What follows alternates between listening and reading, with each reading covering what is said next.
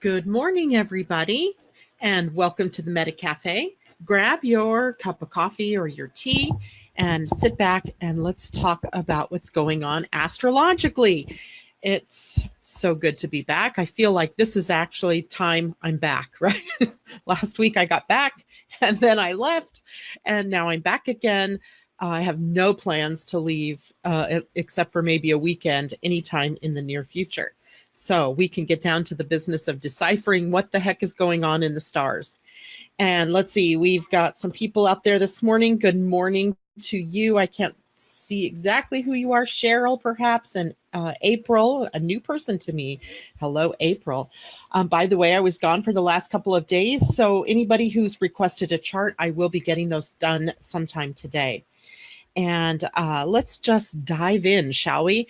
I wanted to ask the question, how did everybody do with the eclipse on Friday?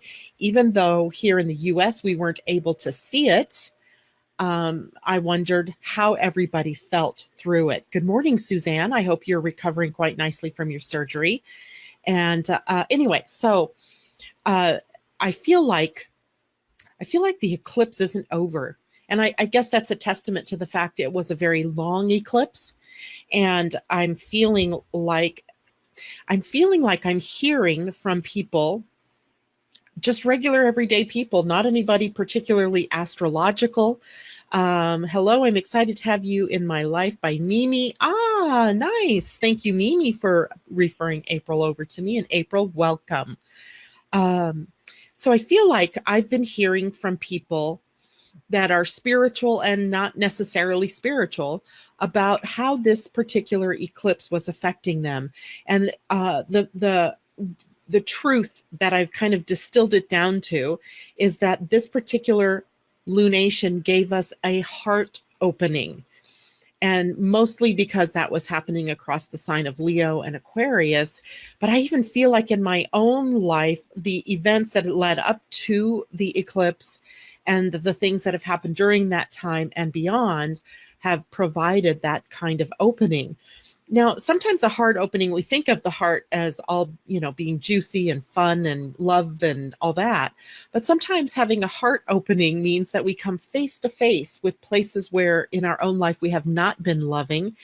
Good morning, birthday girl, Londa. Everybody say good morning and happy birthday to our resident Leo, Londa Damon. Good morning, Natasha. It's good to see you. I can't wait to see you later this week. So we sometimes have to look at where is it that we've closed off ourselves, closed off our heart. And I've also had an opportunity to look at that over the last couple of days. So I'm hoping that that's been sort of a theme that's running through everybody's world. And let's see, happy birthday, Londa. Lovely. See, we can start this happy birthday thing going. So, just this morning, maybe let me know in the comments here how you've perceived the lunar eclipse, if you've seen any effect of it in your life, any changes going on in the relationship that you have with people in your life, or how you are working with your creative energy, or how your heart center is opening. Or maybe you've come face to face with where you were kind of stuck or where your heart had been closed off. And there's nothing wrong with that, by the way. I think sometimes, we feel like, if we're not loving and kind and generous and creative, that there's something wrong with us. But I know that there are times in my own life where I shut myself down in some ways, whether it's because of a fear, whether it's because life got too serious, or whatever it is. There are times in our lives where we shut down our heart. And this particular moon gave us that opening, right? That possibility of opening it up. And what it showed me is in a couple of places in my life where my heart is not yet completely open. And not that that's a bad thing either, because it gives me something to work with, something to evolve with, something to continue working through as we move into the next several months. So let's see, we don't have a void of course moon today. Yes. Tomorrow we'll discuss that, though, as we move into the month of August. Actually, tomorrow's the 31st. I understand that, but we have a void of course moon that takes us into the 1st of August. Today, the moon is in Pisces.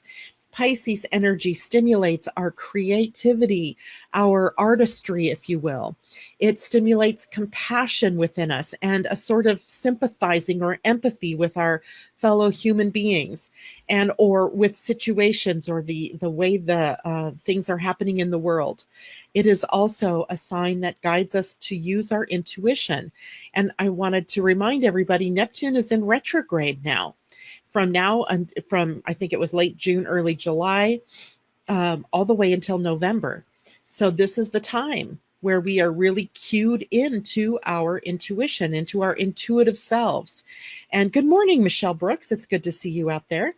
And so I want to remind you of that, because it's so easy sometimes to just sort of dismiss what we are intuiting, because we are often so in our logical minds. And we're going to talk a little bit about the logical mind versus imagination here in just a few moments. So I guess what we can really think then here is, for the next couple of days while the moon is in Pisces, that we have great opportunity to really hear what's going on from within us. And will someone just tell me that whether you're hearing me okay or not? It's warm in my room this morning, so I have to have the fan on for air so I can breathe. And I'm wondering if it's messing with my mic at all. So hopefully you're hearing me. Just let me know real quick, someone. In the meantime, let's talk about some other things that are happening with the moon today. The moon is in a trine to Jupiter. And once a month, of course, we've been actually a couple times a month. This happens. All clear. Thank you, April. Where the moon comes into a really nice alignment with the planet Jupiter, sort of reminding us that we are on this spiral of evolution. Remember, we talk about that all the time, as opposed to a straight line that's taking us from not being evolved to being evolved. It's more like a spiral where we're spiraling up and moving through the different levels, let's say, of evolution. Thank you, Londa. And so today we have another spark, if you will, another little piece of that evolutionary energy that we can take a look at in our lives. Jupiter in Scorpio has been having us take a deep, dark look.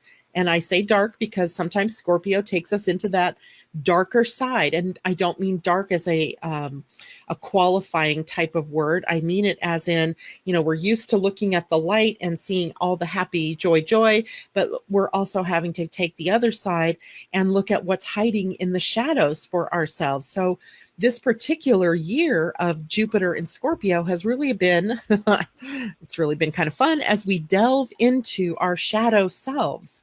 And you've heard me talk about this many times, where we're looking into the shadow. So today the shadow is in the sign of Pisces. And what is it that we're not seeing there? Where are we not compassionate, either to ourselves or to others? Where is it that we discount or ignore our intuition? And maybe where is it that we've been hiding or squelching our artistry or our creative energies? Because Pisces energy is just really bursting to claim the imagination, right? To really look further into what can be, what are the possibilities, not so much about what is. Remember, Pisces on one hand is looking at the real, but on the other hand, it is also looking at the ideal. And it's from the ideal where we can bring in a new reality, where we can change the way that we see the world. And by changing the way that we see the world, we actually change the world and ourselves within the world. Let's see what else is going on today. By the way, I did pull a card for this week, so I want somebody to remind me if I do not do it. I wrote myself a big note: do card, right? So hopefully I won't forget, but in case somebody scream at me. Thank you, Natasha. Hearing you fine. Suzanne, thank you. So that's good, because I don't know, my house is like a little box, and yesterday happened to be a warm day and it held the heat all night long. And so I woke up this morning going, if we have another warm day today, it's not going to be pretty. So I'm trying to cool everything down before it gets to be warm. And speaking of warm, I spent the last few days in Prosser, Washington, which is on the east side of the Cascade Mountains. We think we get warm here on this side. Well, that side is consistently over 100 degrees. I spent lots of time in the pool. Let me tell you, lots of time in the pool, because when you're in the pool, you don't notice how hot it is. And when you get out, you don't notice how hot it is. So it was a fun ending of a trip by my summer vacations, if you will. So let's say today, the sun, what is the sun up to? Well, the sun has us in a T-square today with the planet Uranus at the point. So a T-square kind of is a triangle, an equilateral triangle, where at the bottom we have the north node, the south node, but also the sun and Mars. And up at the point, we have the planet Uranus. So this is still a very, let's call it an energetic type of T-square. And April saying that in Pensacola, Florida, it was 90s all weekend. 90s probably wouldn't be so bad if it wasn't for your high humidity, I would bet. Here, at least it's dry, or at least on the east side of the mountains, it's more desert-like, so it's drier air. So that gave me more problems than the humidity would, but the humidity always makes it feel so much hotter, doesn't it? So with the T-square, we have T-squares are highly energetic, and it is that there are two different planets that are in an opposition to one another that are pointed at a 90-degree challenging angle to another planet. And up at the point of challenge is the planet Uranus, which is now in Taurus and has been calling us to look at our values. Taurus is a sign ruled by Venus. It rules money. It rules our values. It rules our self-esteem / self-worth. And it really calls us to look at, are we in alignment with our values? And if we take that along with where this lunar eclipse was across Leo and Aquarius, are we in alignment with what we love, right? Are we in alignment with what we want to create? Because here in the negative, let's say the challenge, let's not characterize it as negative, but the challenge here is about what we want to do versus what we think we should do. And it's that word should that gets us caught up, right? I wish we could sort of let go of that word in our vocabulary, because the word should takes us into territory that is out of alignment with who we really are at times. And that's mostly because we may be doing things according to another person's rules. We may be doing things in accordance to what we think the wider world wants of us. But the challenge here in this particular time with this T-square is about doing what we want to do, doing what seems correct for us, or in the words of human design, doing what feels good, right? What feels good, what is emotionally satisfying for us. And I don't care whether you are defined in the emotional center or not, the whole of humanity is evolving toward more of doing what feels good to us, as opposed to what we think we have to do. So this T-square is challenging us to do that. And in some cases, this might be quite an awakening for people as they realize, I have been spending my first blank number of years doing what other people want me to do instead of what I really want to do. I've been doing what I thought I should do versus what I want to do, what I desire to do. So we still have this opportunity to look at that. So I want to task everybody with something, because the empty end of a T-square, let me see if I can show this to you without annoying everybody with all my writing all over the chart. I'm annoying myself because I'm always so dumb when it comes to trying to put this in perspective here. There we go. All right, here's our T-square. Whoops, over here. You can see the sun in the north node right here. And we have Mars in the south node right here. And then we have Uranus up here at the point. You can see it's got a lot of emphasis there because that T-square sound looks very strong. And then if we come down here to 2 degrees or so of Scorpio, there's nothing. It's that empty end, right? The empty end is where you need to bring in balance into your life.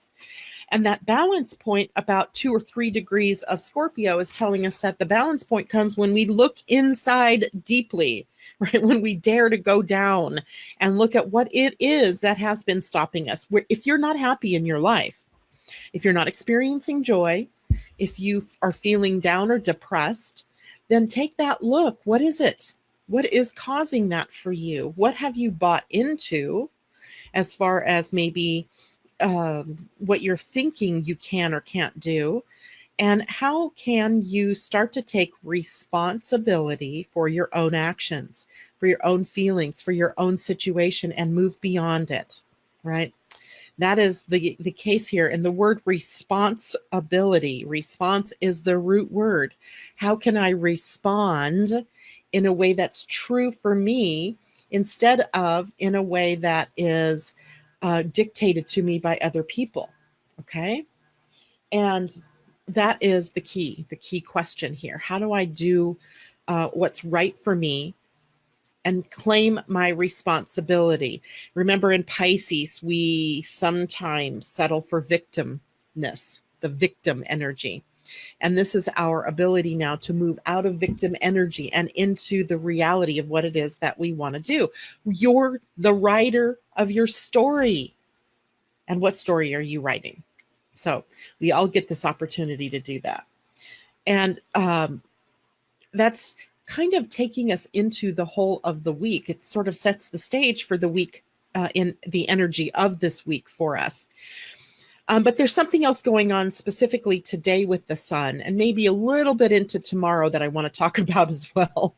And it's, you know how I like that word scritchy? It's a word I made up years ago because it's just that scratchy, itchy feeling that's kind of irritating, but you're not quite angry, but you're not quite happy either. It's just sort of that, you know, that mosquito bite that comes back days later and you're itching and you're going, I'm so irritated by this. Well, that's something that's simmering in the behind the scenes of the day today, as the sun is in a minor aspect with Venus, a minor irritating aspect called a semi-square. Now, a square is a 90-degree challenging angle with planets. Dang. And the semi-square then is a half of a square or a 45-degree angle with another planet. So the sun is in a 45-degree angle with Venus. And here we get irritations that are stemming from the people around us. And that might mean the people you work with, your loved ones, people that are in traffic with you, just irritations of others.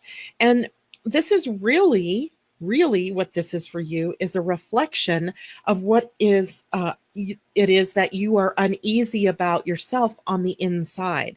So there's this uneasiness about your own self, and what's happening is your outer world through the people in your life are showing you that, right? They're showing it to you.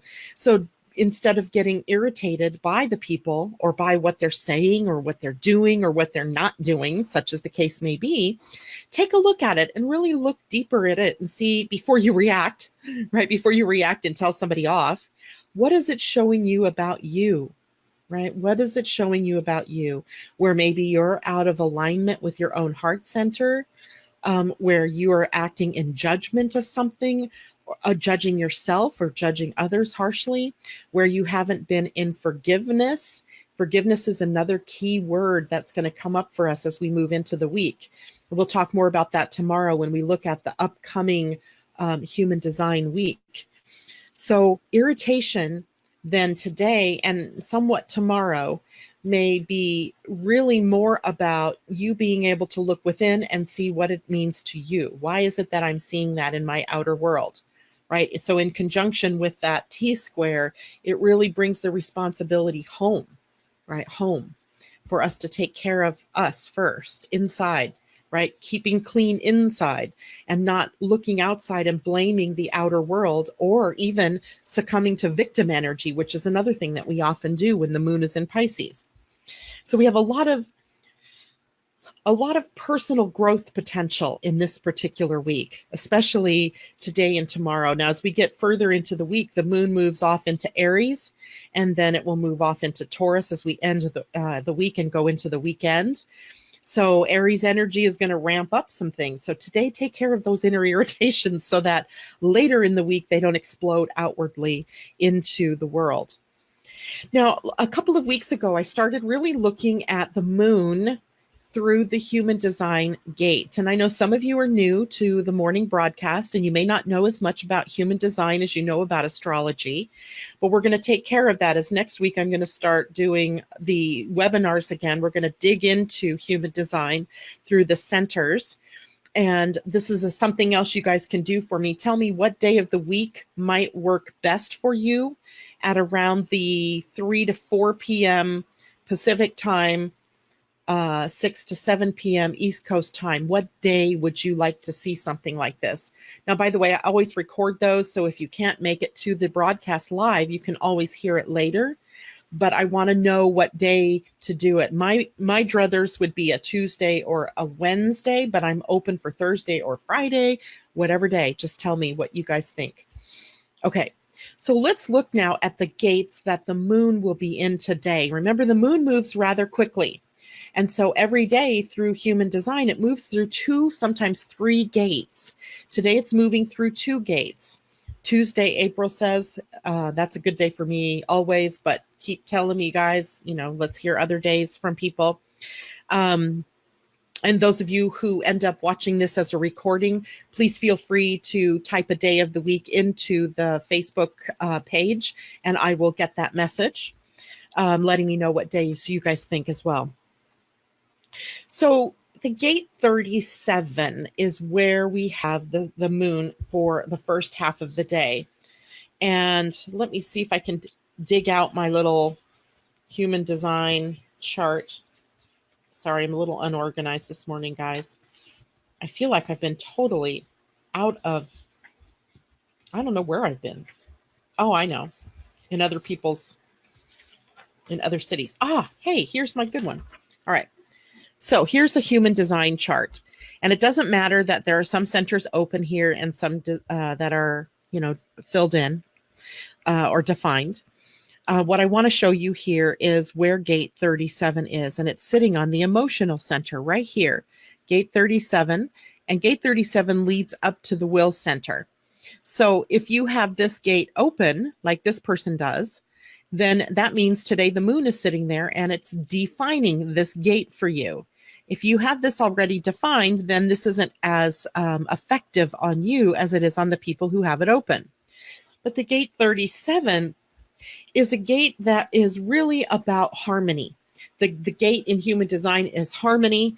In the Gene Keys, which those of you who are new may not know, but I also love the Gene Keys, which is a book written by Richard Rudd, The Gene Keys, Unlocking the Higher Purpose Hidden in Your DNA. And in the Gene Keys, the shadow energy in this gate is weakness. The gift here is equality, and the highest expression is tenderness. And I want to talk a bit about the shadow. I know we're only supposed to spend about 10% of time on the shadow, but this is a shadow that is still very prevalent on this planet right now. And it's the inequality of the yin and the yang energies here, these forces on our planet that are out of balance, right? And that we see being modeled to us in things like the instances where men have been abusing women in terms of sex, or requiring sex instead of, in order to climb a corporate ladder, or even here sometimes where we see women that have to push themselves into the competitive world of the corporation in order to climb the ladder to get where they want to go. We see that we still have this very male dominant or masculine yang energy on the planet. And this particular gate then is responsible for helping us to try to bring this into balance. Literally, this is the projection of the male psyche onto the female psyche in terms of, with this negative idea of weakness, of the feminine being the weaker sex. And of course, we're as much to blame with this because we carry that. We take that on, and we believe ourselves then to be the weaker sex. And that pushes us then sometimes to try harder to be something we're not, instead of understanding that this literally, remember, this is a gate that's in the sign of Pisces, and Pisces is a sign that represents Christianity or the Christ energy. So here we have the Christ myth, and in the Christ myth, we're evolving to honor more and more of this feminine energy of equality and tenderness. However, what we've done over the previous 2,000 years or so, since this myth emerged into our knowledge, is that we've valued more of the masculine side of this particular mythology. Now we're moving to encompass and embrace more of the feminine side, the idea of spirit, the idea of strength from a place of more quiet equality, of tenderness. It reminds me of some of the Mayan. I don't know if some of you know that I still do at times, Mayan astrology. And the Mayan astrology is so different from the other types of astrologies. It's very much more like Chinese astrology in that there are a lot of animals and things like, day-to-day signs, things from our day-to-day lives that make up the signs. And then there's always a number that is associated with it. They have a 13-day week.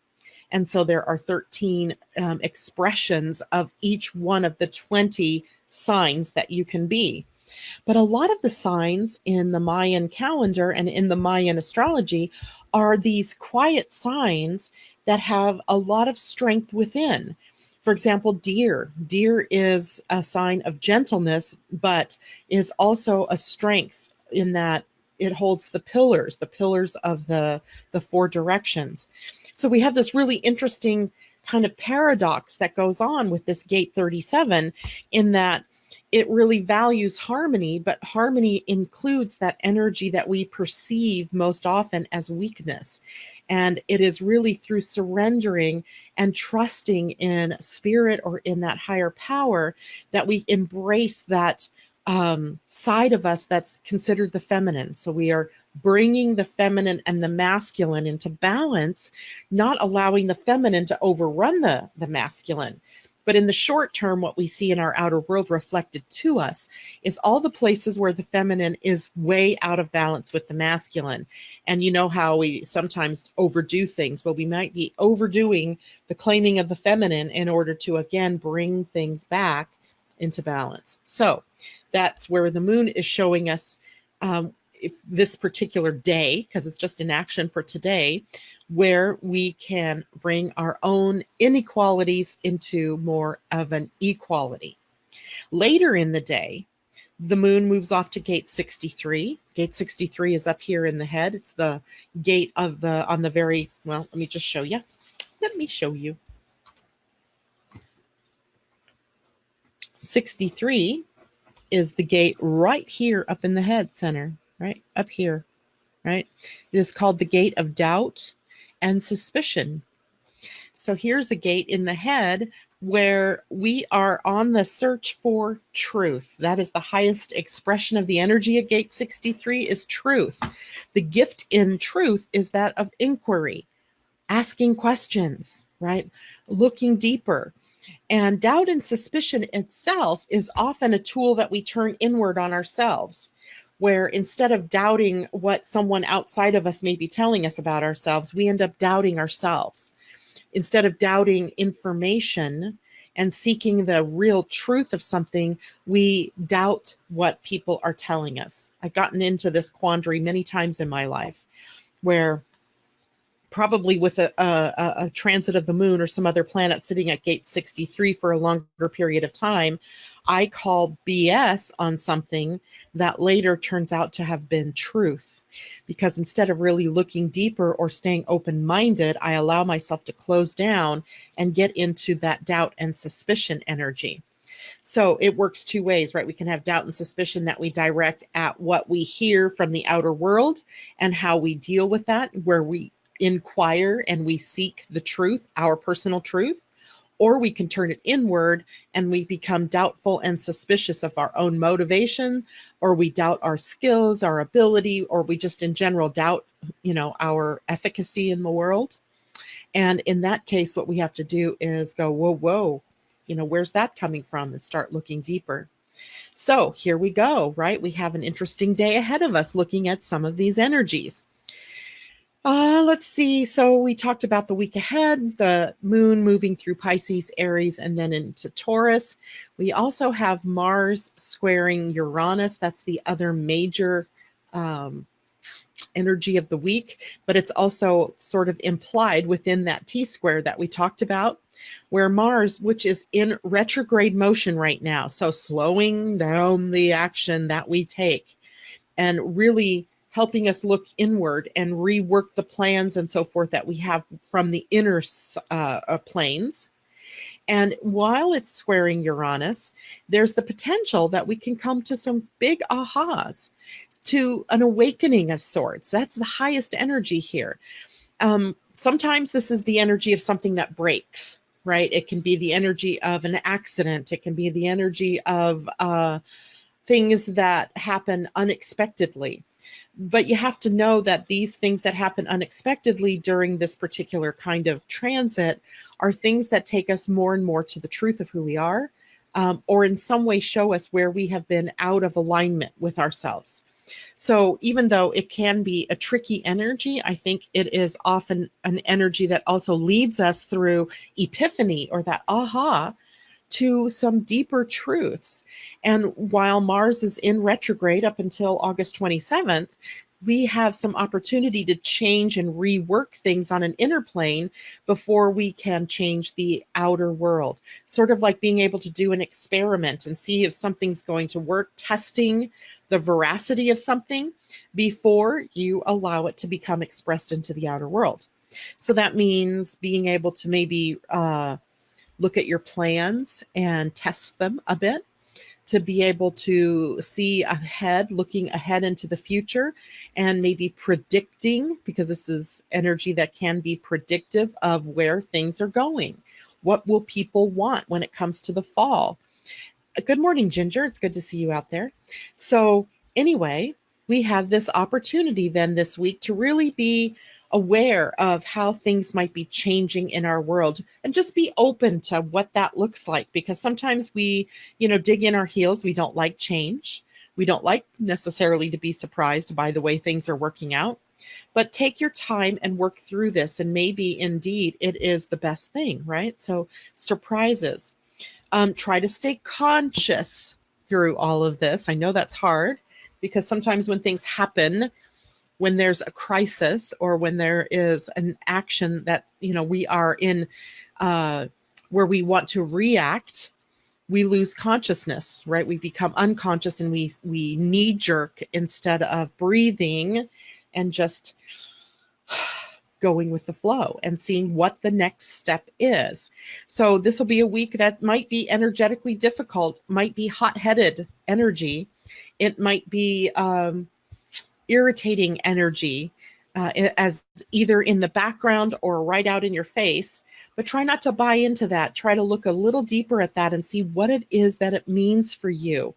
And the reason I want to say that is because of the card I drew for the week. And I'm going to show it to you now. This is, by the way, the deck I use, The Wisdom of the Oracle by Colette Baron Reed. Love this deck. It has been the source of some really interesting energies, and I just love the way that it seems to intuitively flow. And this is the card. It is the card number 3. It is called Between Worlds. I drew it upright, so that means we'll be taking a look at all the expressions of the card. And it does kind of look like we are in the between, right? We're emerging, but we're not quite emerged. That we may have to look at and work at some things still before we can really see our way forward. So let's take a look at what the card's meaning is. All right. So I'm going to move my coffee out of the way before I spill it on my keyboard. Remember, Mercury still is retrograde, and that is also a source of some difficulty. So Between Worlds means transitions, not being quite out of one situation and fully engaged in another. Temporary blindness, a no man's land. The oracle's message is, between the worlds is where you must let go of the tendency to make assumptions. This is a time when you are unable to see what is ahead. Cultivate curiosity and trust the process of change and growth. You are done learning the lessons of recent experiences. In this place, between what was and what will be, is a state of making and unmaking and making again. What is essential now is to admit not knowing. There is great freedom and power to be unleashed. A mystery that is not yours to understand weaves the web of life within a divine matrix of consciousness greater than your own thoughts, feelings, beliefs, desires, and decisions. That's huge. Let me read that sentence again. A mystery that is not yours to understand weaves the web of life within a divine matrix of consciousness greater than your own thoughts, feelings, beliefs, desires, and decisions. The seeds that were planted in the past begin to take root, but what surfaces will probably not be what you expect. When you are between the worlds, you are invited to see with the curious eyes of a child glimpsing a rainbow for the first time. Do so, and you will not be disappointed. The relationship message is this is a time to explore the new energy between you and another. It is not a moment for certainty, but rather for discovery and curiosity. You don't yet know if this will last forever, so allow yourself to explore who you are and what is reflected back to you. This relationship is meant to educate you about yourself. What do you need? What do you like or dislike? What values are important to you? You are in a critical phase of your relationship that is not to be dismissed or hurried. The prosperity message is this. In your work, sometimes you try things that have worked for others, hoping that you too will be successful. When this symbol appears, it reminds you that sometimes the path to your prosperity is a gamble. Win or lose, you can learn much from what comes of your wager. It's a good time to bet on your skills and talents in new and different arenas. Remain curious, and with the right combination of timing and luck, you will stumble upon something golden that will be unlike anything you've known before. Wow. I love it when the cards support the energy that I'm feeling or intuiting myself for the week ahead, or for what we see in the actual transits and what the messages are that are coming from those planets as they make the transits through the week. So there we have it. We have a week where we have the opportunity to explore a lot of new territory, but possibly having to rework some energies, trying to bring both the masculine and the feminine energies in our lives into balance. And to me, that sounds like we really need to get in alignment with who we want to be and live from that place. What a great week, right? What a great day to start that. So there we have it. That's all I have for you today. And remember a couple of things. One, I want you to let me know how your experience of the lunar eclipse was and what you're still experiencing.